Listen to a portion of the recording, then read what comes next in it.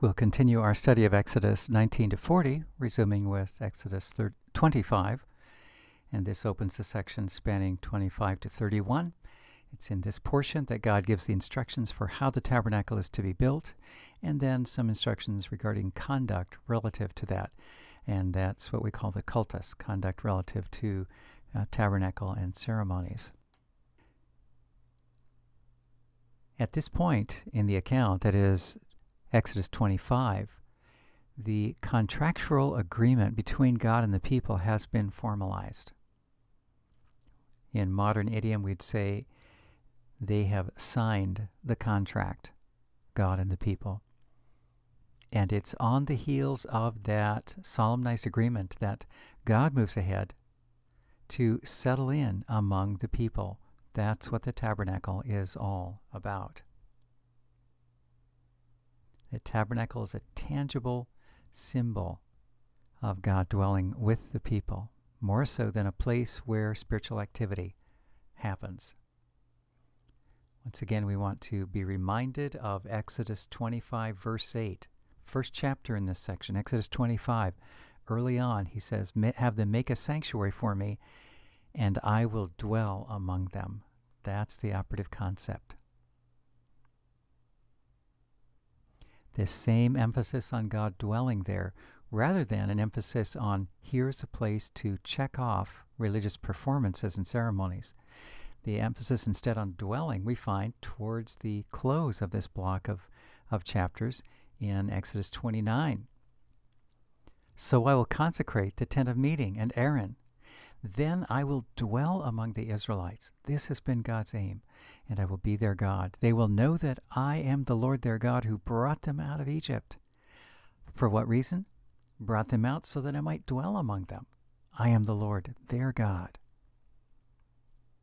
When we examine the terms that are used here, it can be instructive. The word for tabernacle, typically in the English language, as soon as we hit that word, it rings a bell of archaic environment. This is not something that you see on a typical list of kinds of buildings that people like to build in the 21st century. We build no.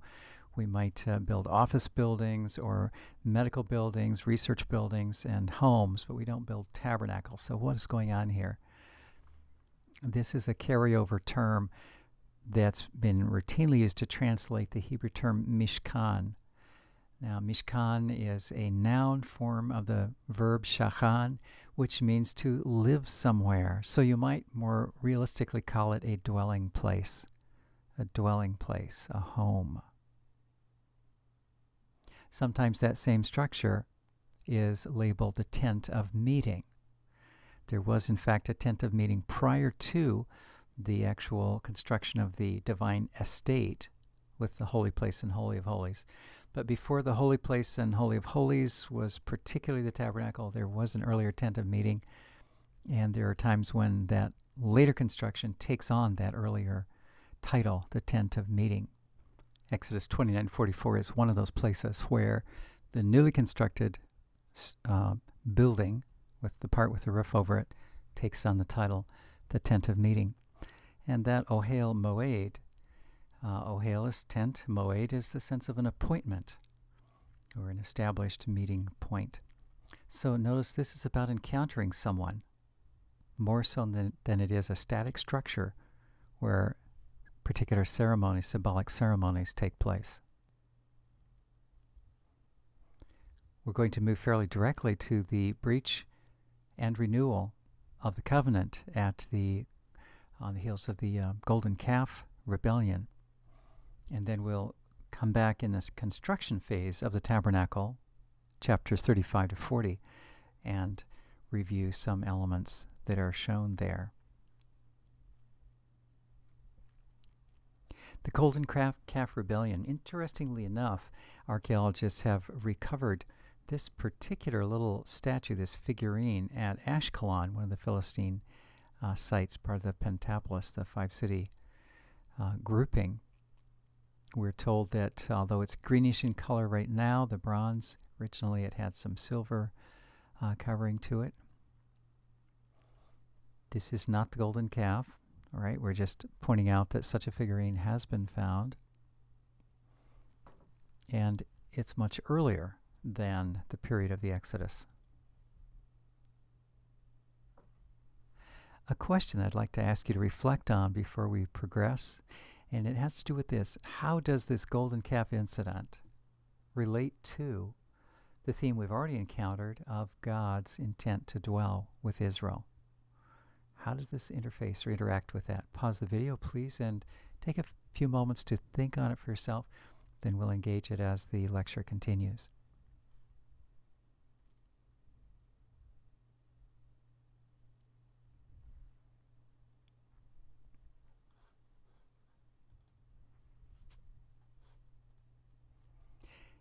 I wonder, as you reviewed in your mind some of the emotions and expressions associated with the Golden Calf Rebellion, does it not occur to you and loom large that this presents just a virtually insurmountable obstacle to God's overall intent to dwell with His people? For Israel has this propensity to receive the covenant, knowing how to conduct themselves in close relation, committed relation to God, and yet there's this propensity to not keep the covenant, to go off sideways and be unfaithful. Back at the early edges of the encounter at Sinai, back in chapter 19, they've just arrived at the mountain. They say, yes, we agree. We agree to the covenant. We'll do it. And as that preliminary session then moves into showing the fine print, such as the Decalogue, they read the details, say, yes, we will do it, we will do it. However, now as we come to chapter 32, that same covenant is violated. There's this sad and tragic propensity of the people of God not to keep the covenant that we agree. Also, we learn from the Golden Calf Rebellion that there is a very, very great danger accompanying people who determine to be sinful, who at the same time wish to keep in close company with God, who is unalterably, inescapably holy. Notice what he says in chapter 33, after the people have sinned. And then he contemplates this idea of dwelling with them, being close to them. God responds saying, look, we can't go this way. It would be too hazardous. If I were to go with you, if I were to maintain close proximity with you, even for a moment, I might destroy you. Sometimes I liken it this way. And what I'm about to say suggests as an alternative to the notion that God is strictly and exclusively angry with them. Now, God was angry for good reason. It's important to not dull or mask that emotion within God. At the same time, please consider this. When God says, I might destroy you, I think there's much more to this, and that it would be, frankly, a wrong attribution or inference if we were to say God has anger management problems. No, it's rather more like this. If you could consider the analogy of a container, an open container with something flammable. I'm thinking of auto fuel, gasoline. We know that you don't have an open container of auto fuel with its fumes near an open flame because of the risk of combustion. Now, is it that the flame is angry at the gasoline? Is this why there's the explosion? No, it's simply the chemistry. Flame is such that if it gets close to the fumes of the gasoline, there will be an ignition. It's just the chemistry of it. Once again, I'm not saying there's no place in the story for us to honestly say God grew angry. He had reason to grow angry. But consider this. The holiness of God is such that unholiness cannot survive around him. It's his holiness they just don't go together. His holiness consumes unholiness. It destroys it. And so notice another flavor then of these words that you see on the screen. If I were to go with you, I might destroy you. So what does he say? He says, in essence, in order not for that to happen, in order that so that I may spare you, so that I may behave mercifully, so that you would not be destroyed, I'm going to have to do the distancing and remove myself from you. Back to the flame and the combustible analogy, the flame says, okay, if you're going to be an open container of combustible material, then in order for you not to be destroyed, I, the flame, will decide to get farther away from you, just so that you will be protected. So we see then, if we are really going to connect with a God who is holy, one of two things are going to have to happen. Either he'll have to give up his holiness, or we'll have to become holy, or we'll have to stay far apart. We cannot persist in sin and remain close to God. And God has determined that we would enjoy the rich privilege of being close to him. So he wants us to be a holy people. Another ingredient that we will want to consider at this point is the earlier meeting of the elders together with God. I'm thinking now of the close of the ratification of the covenant. That would be Exodus 24. When we get to verse 9 and following, select representatives, the respected elders of the camp, were invited to approach God. And we find this just breathtaking description. They went up. They saw God. And here is the writer that we should be inferring a tone of breathlessness, of, I can't believe this actually happened. God did not raise his hand. Notice the negation. God did not, I expected him to do so, but he didn't. And then he goes on and repeats, they saw God, and they were at ease. They enjoyed hospitality. They ate and drank. It was not that they were standing cowering on the edges, afraid of coming near. No, they enjoyed relaxed hospitality. Unbelievable. Unbelievable. God wants his people to enjoy his presence. To do so, they must enter in on his conditions, which are conditions of purity, conditions of holiness. And now another reflection question. As we come towards the close of the Golden Calf Rebellion, chapter 34, in these two verses, 6 and 7, we find a revelation of God's name. Let's take a look at it, and then I'll pause the video and invite you to consider why this name revealed now in the context of the Golden Calf incident. Let's take a look at those verses. Here are those verses. We're particularly interested here in Exodus 34, verses 6 and 7. And just leading up to that, notice the statement. The Lord proclaimed his name, the Lord. And then twice we see, the Lord, the Lord. And then this description, these added qualities that unfold through the remainder of 6 and on into 7. Once again, the question is, what does the revelation, the disclosure of this extensive name of God in verses 6 and 7 have to do with the golden calf incident in chapter 32 and following? All right, let's continue discussing and exploring this. I wonder what ideas have come to mind. God's name revealed with these qualities: Rachum v'chanun, compassionate and gracious; Erech apayim, slow to anger; abounding in steadfast love and faithfulness, sometimes rendered steadfast love and truth. Faithfulness, I think, is a richer and more thorough representation of that term. At this point in their relationship with God, what Israel most deeply needed was to encounter, to discover a God who was a God of grace, not meting out to them simply what they deserved, but willing to give them an additional opportunity in relationship with him.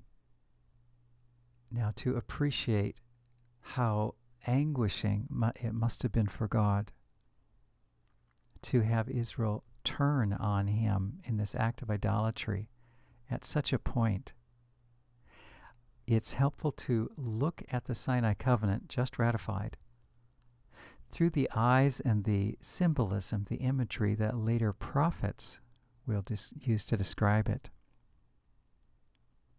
They will say that back there at Sinai, what God did was to draw to himself Israel as a husband, a groom would draw a bride, to commit himself to her in an exclusive and interminable relationship of rich intimacy, support and care and value.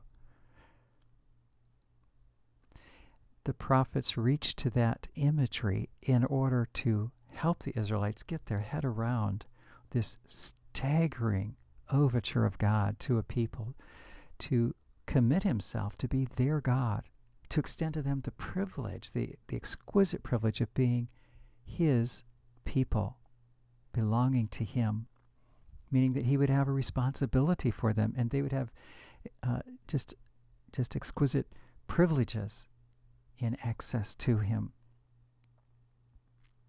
This is the sort of relationship he's intended for mankind since creation, since the garden. And it was then lost, and now he's recreating this opportunity with people that have engaged in rebellion. And he's saying, I still want to make this work. They have solemnly said, yes, we see the beauty of this. We want in. That's Exodus 19 to 24. They've ratified the covenant. And then while they're about the business of learning how to build this tabernacle, God's about to set up house. We can imagine this kind of carrying on the wedding theme, isn't it? You have a wedding and then you have a house. God's going to live near them. As he is showing them what he wants, his apartment, his mobile apartment for their making their way, trekking through the wilderness. As he says, this is how I want my home to be. Before it's even been built, why the bride has run off with someone else who is not even someone else, just a mere shadow, just a silly little golden, a lump of gold that's been fashioned to look like not even something as intelligent as a human, a cow. I mean, good grief. Is it any wonder that God was anguished? Is it any wonder that God grew angry? What is the wonder is that God did not destroy them at that point. Instead, in this mysterious interaction with Moses acts, doesn't he, almost like a counselor, pleading, saying, please don't do this. Please give them another chance. And somehow God finds it within himself to give them another chance. Why does he find it within himself? Why he finds it within himself is that this is his fundamental character. We need to look at a ramp-up verse to this that appears prior to 34. It shows up in 33. Here we have in the upper left, chapter 33 of Exodus. Verse 17, after Moses has been saying, please, you've got to go with us, or we're the same as anyone else. Your presence is all that distinguishes us. 17, God says, okay, I'll do it. I'll do it because I'm pleased with you. I know you by names, like I'm on a first name basis with you. And then this verse 18, for some reason at this point Moses says, now show me your glory. Let me come even closer to you. And 19, God says, all right, I will cause my goodness. Isn't that interesting? He replaces the request for glory with goodness. This is, in a sense, a replacement or a euphemism for himself, for God is utterly good. I will cause all my goodness to pass in front of you. And then this, I will proclaim my name. The Lord, which we suppose may have been pronounced Yahweh, this is the I am name. I will proclaim my name in your presence. And isn't it interesting? Right then he says that his trait is to have mercy. His trait is to have compassion. But he says, you can't see my face and live. I commented commented a moment ago that somehow God found it within himself, the ability to extend a second chance. How did he find it within himself? Well, the answer to that is this. When he shows his glory, and here's another thought to keep in mind, glory can also be a term, a substitute term for the presence of God, because his presence is glorious. So this verse 18 might be worded, now show me yourself. Up close and immediate. When God's own self, and together with that his name, for his personally identifying name, the Adonai name, the Yahweh name, refers to who he is individually, name that he gave himself. This will reveal his character. When God reaches inside and somehow finds it possible to extend grace to these rebellious people who have hurt him so badly, it is because when he looks inside, this is what he finds. His core identity is compassion, grace. He will get anger, but it takes a long, long time. Dial back to Genesis 15, when about verse 16, God says, yes, you will have this land, Abraham, where you are right now, but it'll take a while because the Amorites who live here, they haven't quite run out of chances. Oh, well, how long is that going to take? Oh, 400 years. Slow to anger. If he's slow to anger, what's he quick about or abounding in? Well, that would be his love, and this is the Hebrew word for steadfast love, chesed. He's abounding in faithfulness, that is hanging in there when my behavior or yours or the Israelites is such that ought to push him away. God says, I'm not giving up on you yet. This is his character, and because this is his character, that is why he responded as he did, giving the Israelites a second chance, despite the just exceptionally painful way and disgraceful way that they treated him. So what does the revelation of God's name, as it's given to us here in verses 6 and 7, have to do with the golden calf rebellion? It is the entire reason why God did not destroy them. It's because of his character.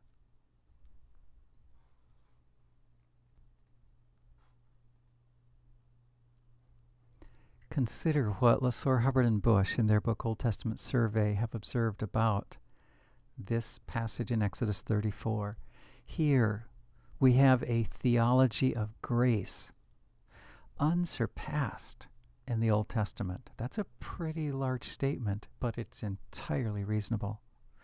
And they continue, what's the basis for this remarkable forgiveness? According to 33:18 through this passage we've just read, 34:9, the display of God's name, its grounds, the grounds for forgiveness lie entirely in the character of God.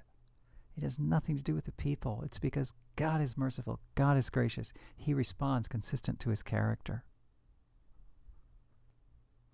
Let no one ever suggest to you that the Old Testament is just a picture of a wrathful God, unlike the God of the New Testament. That is just heresy. Remember this passage, and then we will realize that the reason we find grace in the New Testament, the reason we encounter a God who invades humanity through the incarnation, drawing near and dwelling with us, right? And going to the extent of sacrificing himself, is because of his character revealed in Exodus 34 and his behavior modeled toward the Israelites. It's because God at his core is gracious, at his core is merciful, at his core is compassionate. That is why Jesus responds the way he does. He is displaying the fact that he's consistent with how God has been all along. If we know the first covenant well, if we know the character of God displayed in the Old Testament well, then we should be reading through the Gospels, and without reaching the last chapter, we should be able to say, I know how this story is going to end. it's going to end with God being just exquisitely gracious. And that's what the cross is all about. And so we might summarize the last few comments as follows. Is the God of the Old Testament only vengeful? Is that his only property? Certainly there are times when he judges. Certainly there are times when violators encounter very fearsome consequences for sin, rebellion. And yet if that was the only side of God that we see judging sin, then there would be no hope for Israel after their rebellion. But on the other hand, he proves that his character is this instead: merciful, gracious, slow to anger, abounding in steadfast love, abounding in faithfulness. Well, let's review what we've seen. Israel out of Egypt, 1 to 18, reaching Sinai, solemnizing the covenant, 19 to 24, how to build the tabernacle so that God can move into their community, 25 to 31, breaking it up and miraculously, by God's grace, renewing the covenant, restoring that relationship, giving a second chance in 32 to 24, and now the actual assembling of the tabernacle and God moving in.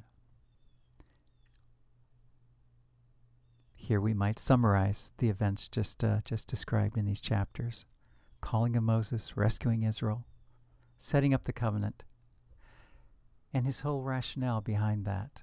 He's intent on dwelling with them, despite the fact that he is extremely holy. That is not going to make it easy, but he will lift the people to himself. And that then ushers us to the last 6 chapters, 35 to 40, where the tabernacle is put together and God moves in. In this particular lecture, the remaining slides will simply show you some models or some artistic imaginings of what those pieces may have looked like. We'll reserve the description of their size and function for a separate lecture series. Keep in mind, this is his intent, to dwell among them. This is coming now not from Exodus 25, but that passage in Exodus 29. A Swiss youth group put together this model, and you see a website where if you wish to access them, you may. Within the courtyard, the bronze altar would be the first piece of furniture you would see, and then the basin, and then the wood-sided and roofed structure, the holy place, with the inner sanctuary, the Holy of Holies, or most holy place. Fencing, about 7.5 feet high, exquisite materials. A multicolored gate, we know the colors, we don't know the exact decoration pattern. The altar of burnt offering, the bronze altar, is where a fire was maintained continually, and various kinds of offerings, whether vegetable or animal offerings, were burned. This was out in the open in the courtyard. It was about 4.5 feet high, 7.5 feet on a side. The poles made it easy for the Levites to carry this through the wilderness. At the laver or basin, there was water. The priests were to wash before either approaching the bronze altar or before going inside the tent. Their washing was just of hands and feet. The holy place occupied the right-hand 30-foot run. The 15-foot left-hand cube was the most holy place. Various coverings protected the very priceless furnishings. A leather type, sea cow covering, and then various fabrics under it, including ram skins, goat hair, working down to a woven pattern. We do know these colors were there. We know they were representation of angelic figures, with the effect that as the priest stood on the inside, if he were to look up, he would see this overhead as the ceiling. He wouldn't be able to see it on the sides because there was a wood structure, and that wood was gilded. Here you see the wood structure. And now a top view.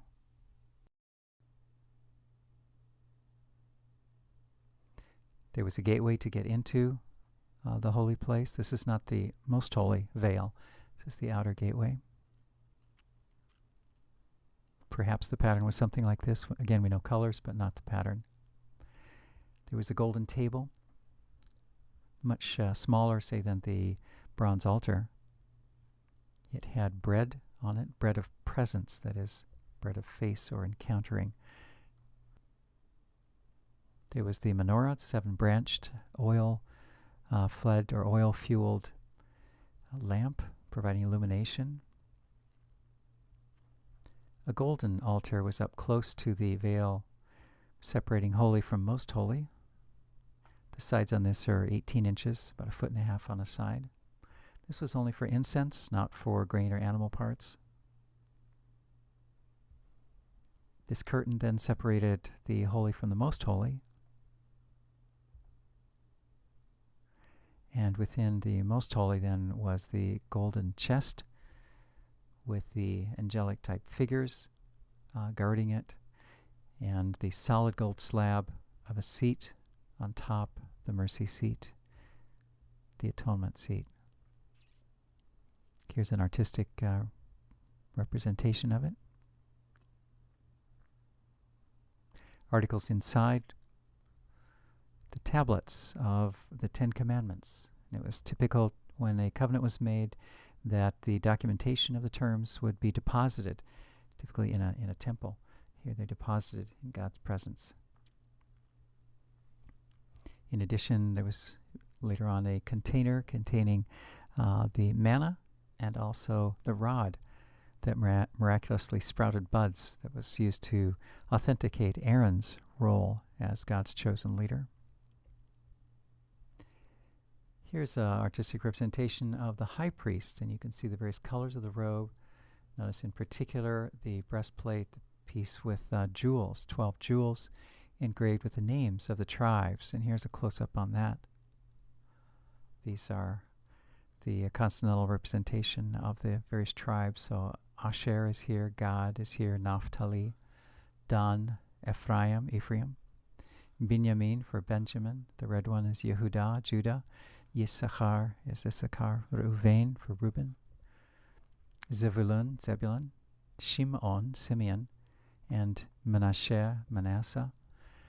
On his person, on his chest, then the priest would be carrying these names, representing these people, various tribal groups in God's presence. Now, all of Exodus comes to at the absolute high point towards the close. In fact, at the very last chapters, we're told that all the various artifacts, the furnishings were put in place. The fencing was up, everything was in the most holy place, everything set. And at that point, the cloud, and we know by now this is the divine cloud indicating God's presence, it moved and it enveloped that tent structure, the holy place plus most holy place. And there was a revelation of it had to be a brilliance, of the glory of God, the glory of the Lord, just suffused that place. And even this one Moses, who among all Israel was privileged to go up Sinai and be with God, close to him, even he could not enter this place. It was like it was more suffused with God's presence than the Mount Sinai, at least where Moses was on the mountain. The glory of the Lord so filled the tabernacle. God's goal of dwelling with his people has come true. It's overcome the golden calf rebellion, and God has moved into the community. That was not the only time when this happened. The same display of God. We see this theme happening years, centuries later. 2 Kings 8. Now it's not the tabernacle, but it will be the Solomonic temple has finally been completed. And watch this, verse 6 of 2 Kings 8. The priest brought the ark of the Lord's covenant into its place in the inner sanctuary. That's the most holy place. Verse 10, when the priest withdrew, then God moved in. the cloud filled the temple of the Lord. That's the cloud of God's glory. And now it's not Moses, but the priests couldn't perform their service, even though they've been consecrated and they're accustomed to serving God. But no, not now, because God's glory filled the temple. God moved in among his people. And now come centuries later. I expect you're familiar with the upper room. Jesus has died. He's been risen. And now we're in Acts 2. Suddenly a sound like blowing a violent wind came from heaven and filled the whole house where they were sitting. They saw what seemed to be tongues of fire, separating, resting on each one. They were filled with the Holy Spirit. This is God moving in among his people. Now, not in a building, but rather through the Holy Spirit in these individuals. Because God's ultimate goal is not to have a particular house number on a particular street. No, it's the people. And he interacts with us through his Spirit. And towards the end of the book, next to the last chapter, we're in Revelation 21. And here comes an announcement, an angelic announcement. As God's eternal kingdom is being set up, we find this announcement now.